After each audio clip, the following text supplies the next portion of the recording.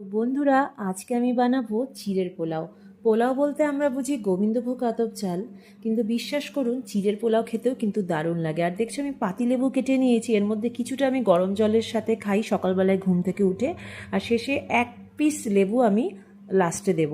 তো যাই হোক, কড়াইতে তেল গরম করে আমি প্রথমে বাদামটা ভেজে নিলাম। আর চিড়েদের কিন্তু প্রচুর ময়লা থাকে, সেই জন্য বারবার জল পাল্টে চিড়েটা ভালো করে ধুয়ে নিলাম।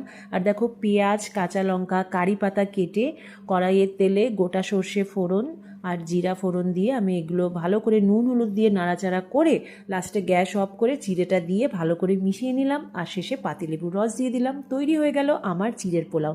চিড়ের পোলাও খেতে বাচ্চা বুড়ো সকলেই খুব ভালোবাসে। বাচ্চাদের জন্য সকালের টিফিন বা সকালের জলখাবারের জন্য চিড়ের পোলাওয়ের জুড়ি মেলা ভার।